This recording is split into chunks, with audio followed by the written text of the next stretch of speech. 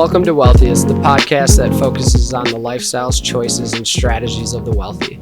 I'm Anthony Mlachnik, Senior Wealth Advisor for Annex Private Client. Today, you are listening to a remote Wealthyist recording. I'm at an airport talking to Evan Rossiter. He's the sales director at JETOUT, a Milwaukee-based private aviation company that specializes in jet co-ownership. Evan, welcome. Yeah, thanks so much. It's great to host you guys here at our new hangar in Waukesha. Yeah, it's beautiful. Yeah. Got a nice backdrop with the CJ4. Absolutely. Great. Yeah. Maybe we start out with the basics. Tell us a little bit about co-ownership. Sure. Yeah, so what is co-ownership? I guess I'll start off with what it is not, right? So a lot of people think that aircraft co-ownership is fractional, traditional fractional, which it's not, right? Something like a NetJets or FlexJet type structure. We're also not a jet card type company in that we operate our own aircraft. We're the operator ourselves. And we're also not an aircraft management company, right? So all of the airplanes are owned by JETOUT and under our control. So what is co-ownership as a whole, right? We've structured the JETOUT co-ownership program very similar to like a tenant-in-common type structure in real estate, meaning we'll bring in multiple parties into each aircraft. They get to share in the upside of the aircraft, meaning use it as if they own the whole thing themselves. But JETOUT does all the heavy lifting. So the maintenance side of things, and the flight planning and the piloting, basically everything that aircraft owners don't want to do, right? They just want to call JETOUT and say, hey, I need to fly to Naples tomorrow. We'll make that happen. So you have a Milwaukee-based company. Yep. And then have different locations all throughout the United States. Tell us a little bit about that. Yeah, so I think, we've found that a lot of the private aviation consumers within JETOUT travel to similar places, right? If you look at the upper Midwest, traditionally Florida, specifically Southwest Florida, whether it's Sarasota all the way down to Marco Island, right? I mean, that's where a lot of people go. They have second homes. We've seen a pretty big increase in Midwesterners head to the east side of Florida, right? Kind of a different type of fast-paced culture than the west side. But again, the Florida region for us was a natural second location to expand to. Scottsdale was our third location. And again, Scottsdale seems to be our second most popular destination for our clients as far as second homes. It's becoming quite popular. And again, made it a natural third base to add to the aircraft bases that we have. And then Dallas, we have one airplane in Dallas now, soon to be two. Our next aircraft that we take delivery of will head to Dallas. Dallas was more of a market demand play for us, right? There's a lot of market for private aviation in Texas as a whole, and it made it a natural kind of progression to move into Dallas there. Very cool. Yeah. It seems like as you're expanding into different areas, and you go from a small company in 2018 to where you are today, not only is the industry in general having growth, but specifically it seems like you maybe found a little niche here. Sure. In co-ownership. Can you expand on why this segment of the market is such an interesting piece of private aviation? Sure.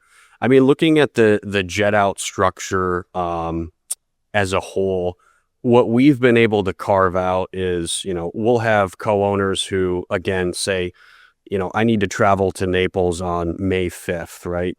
We might have another co-owner that same day who might be traveling the exact opposite direction, meaning two co-owners that we have within the JETOUT program are sharing the day, not the flight necessarily, but there's efficiency within our program that we're able to pass along to the co-owners if they're sharing the day.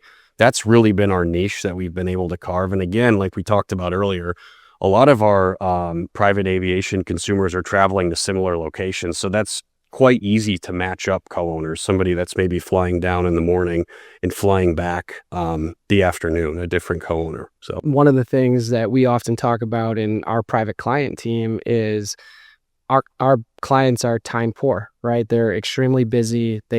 Time is an essential part. And if we're able to give them time back by helping structure and streamline things as it relates to investments, taxes, estate planning, anything financial, we really want them to be able to come back to us and feel confident that they can continue to move forward.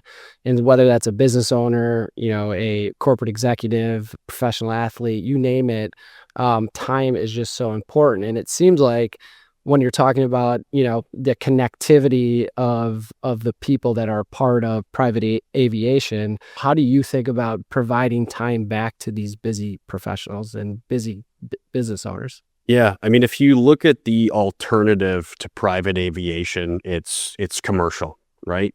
We referenced it earlier in the conversation with TSA disruptions recently. I mean, even when everything is working well, it is a stressful experience, right? Whether you're traveling for business or, on the personal level as well. Just take a business user, right? For example, maybe the location that they're traveling to isn't served by commercial airlines, right? So maybe they're flying an hour away, getting a rental car and driving. So what does that look like throughout the day? Right, you're getting up at 6 a.m. to get to the airport an hour before. You're standing through TSA, sitting at the terminal. Maybe your airplane leaves on time. You maybe have a connection somewhere, maybe Atlanta if you're lucky, maybe Detroit if you're not lucky. And again, it's just a stressful experience for the entire day. What private aviation allows is, you get to the airport 15 minutes before you depart. The crew greets you. You fly direct to an airport, most likely a lot closer than where, a commercial airport is served. And it's just overall, it's a less stressful, a lot more efficient. You're able to maximize your time, exactly like you mentioned, right? And we have a lot of business users within the JETOUT program. We also have a lot of personal users as well. Both motivations are the same. It's time, right? Whether you're traveling personally, you might have a business meeting the morning of, you take a flight down to Florida to your second home. I mean, it all relates back to efficiency and time.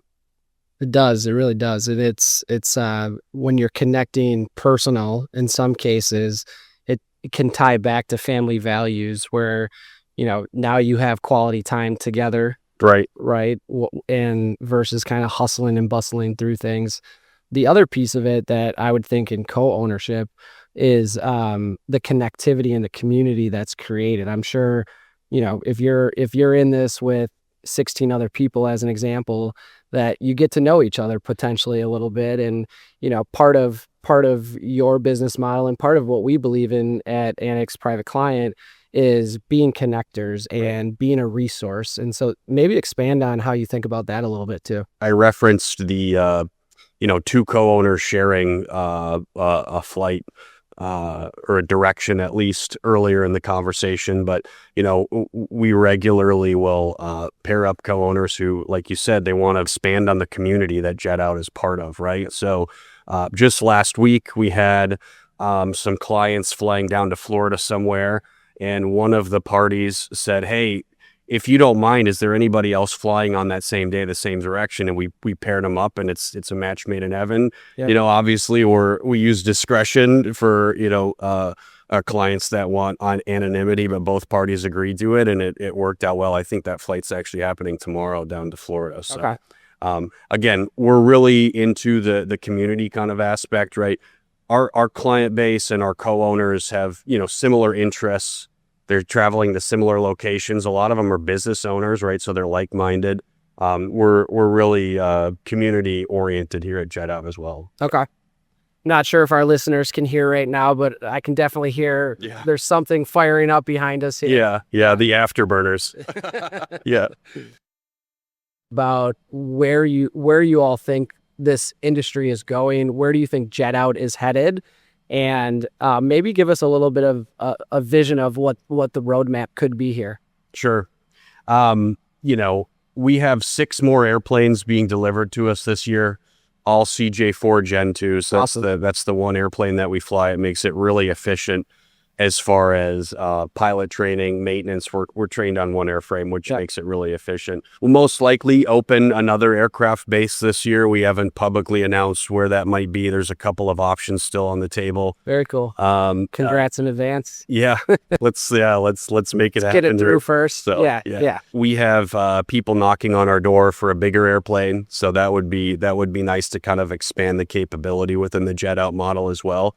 I mean, like I said earlier, the CJ4 that we operate, it's a very efficient airplane for the performance that it allows. It's actually my favorite citation here too. I'm a little biased. Looking at private aviation, I think it's going to continue to grow. Like we referenced earlier, COVID was kind of the big catalyst in the last 10 years to bring new entrants. And, the TSA disruptions, that's not helping anybody. It just seems to be more and more stressful to travel commercially. And once you really start to use private aviation, it's really hard to go back to flying the airlines. Since we're talking wealthiest, right? Lifestyles choices of the wealthy. What are some of the things, maybe break it down too, personal and business. Sure. But what are some more of the interesting things that you have seen is in regards to how people are using private aviation? Sure. So on the business side, I would say what gets me excited as far as using the CJ4s is multiple stops in the day, right? So somebody who is flying commercially now and is, if they have to hit multiple locations, those are overnight trips, right? There's no way you're doing unless you're getting up at 4 a.m. and getting back at midnight or 1 a.m. It's really hard to hit multiple locations. So, real estate developers who have portfolios across the Midwest, this airplane is a great airplane to hit 3 or 4 locations in a day, leave at 8 o'clock in the morning and be back at 5 o'clock to have dinner with your kids, right? That use case gets me really excited because it's a great use for private aviation.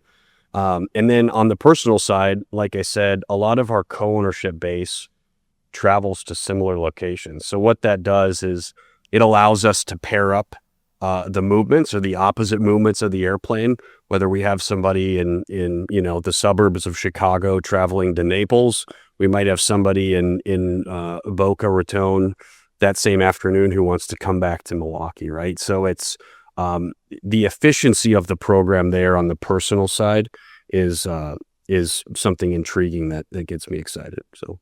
Interesting. Kind of thinking through the lens of a wealth manager, wealth advisor, and the connectivity, as we collectively work together to best serve our clients. And I think there's an element of education, right, where wealth advisors need to know these type of things. I don't think this is going away. I think, there's an element of education in some cases.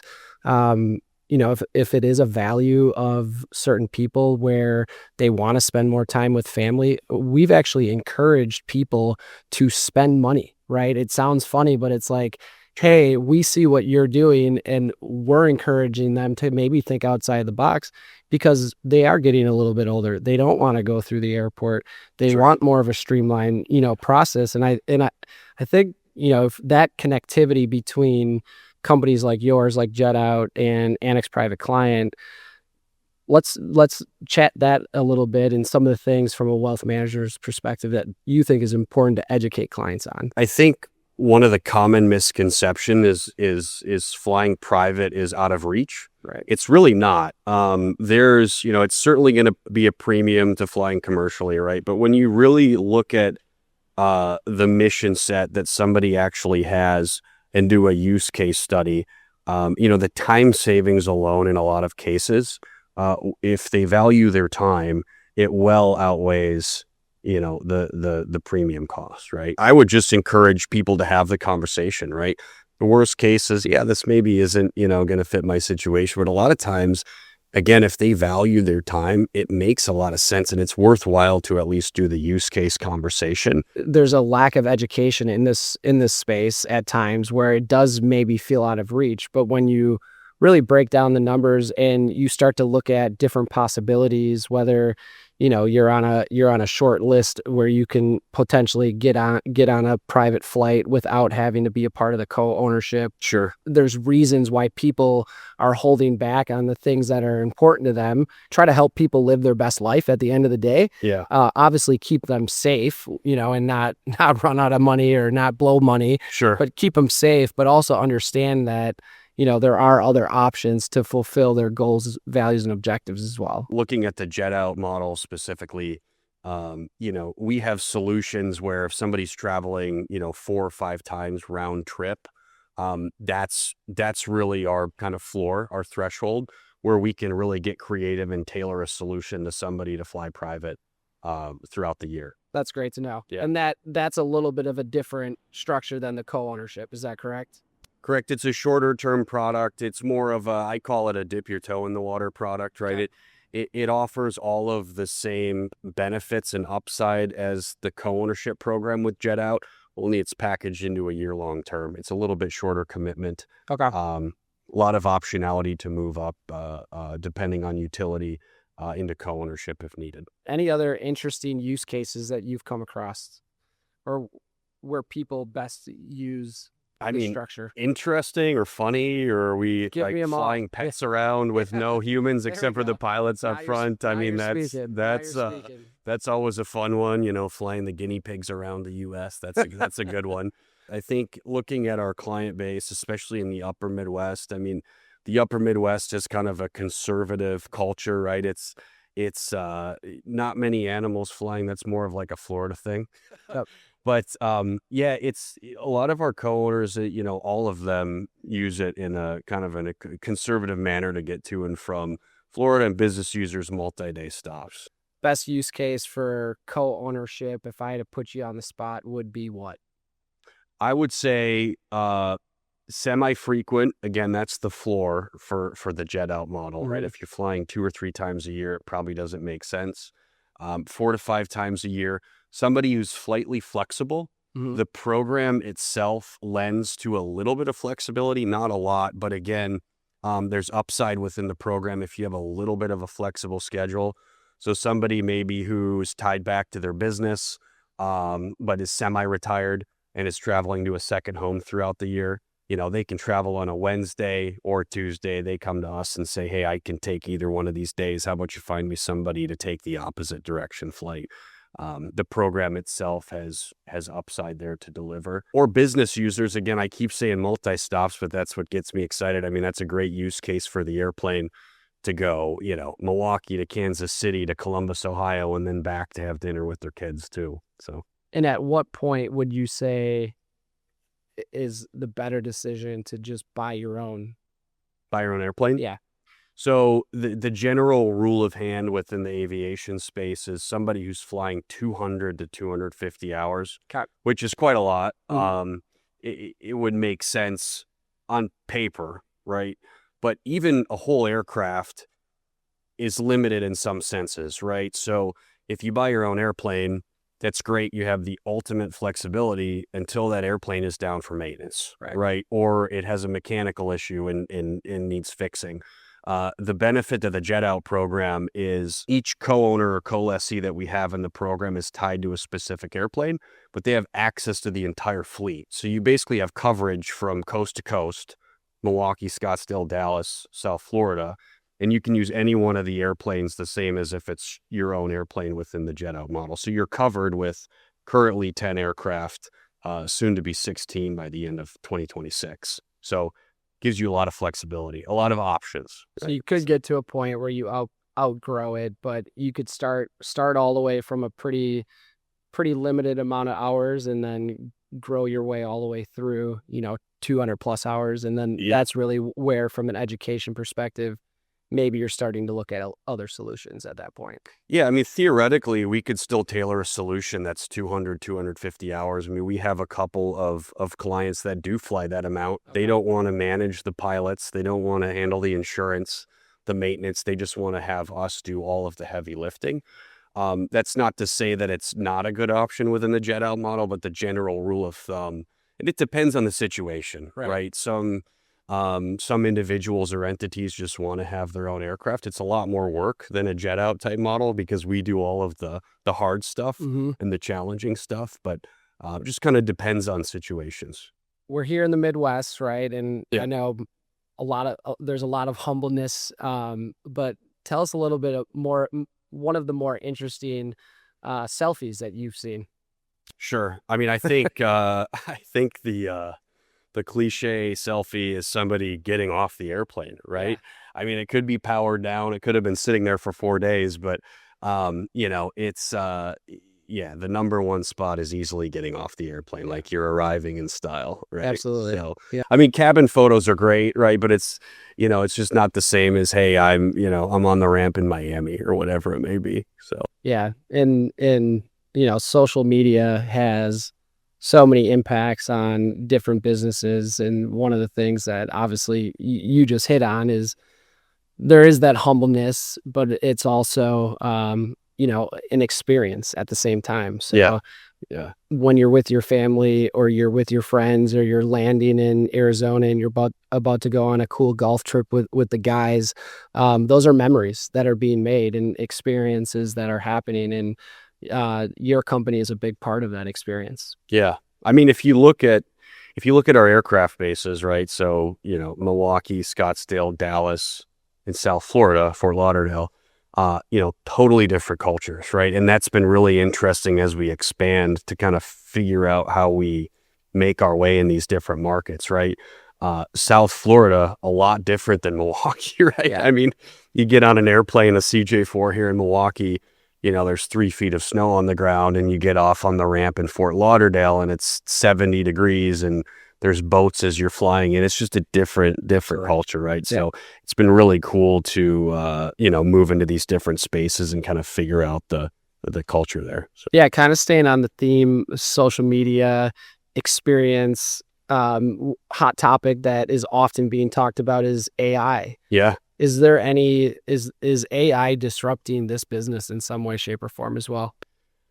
I would say no, not yet. Aviation is a pretty regulated space, at least on the flight operations side, right? Yeah. It takes aviation to kind of adopt a technology quite a bit of time through certification and the FAA getting involved.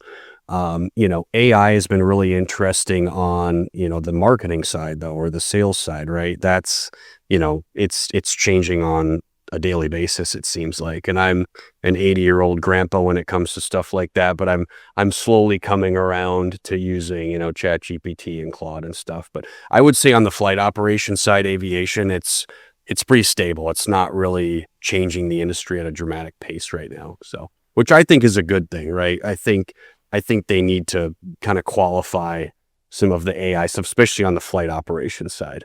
Yeah, there's that balance of going down that marketing path, a balance of experience and then also keeping things private, hence private aviation. And there is a uniqueness to every single person that flies. Some want to be very discreet. Right. Some, want it to be an experience and their friends and family to really know about it and kind of showcase it. So right. I'm sure when you're using AI and social media and marketing as you're building that together, there's a bit of a balance of all there. Yeah. And I'm sure you guys in your industry, same thing, right? Absolutely. There's a huge level of anonymity with some clients. Has to be. Yeah. And that's understandable and we respect that. And the other thing, I'll just make a quick note here. All of our airplanes are painted differently.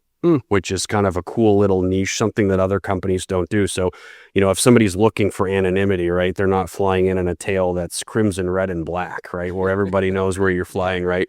It's a little nod to anonymity that the airplanes are painted differently in different tail numbers. Very cool. Evan, I appreciate you being on. Thanks for having us. Absolutely. In Waukesha, the beautiful hangar, sitting right next to the airplane, but good times today.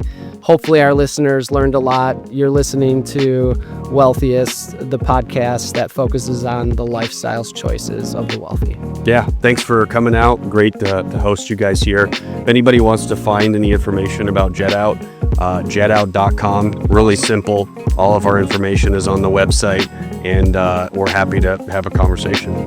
Very cool. Appreciate you. Yeah, good to see you.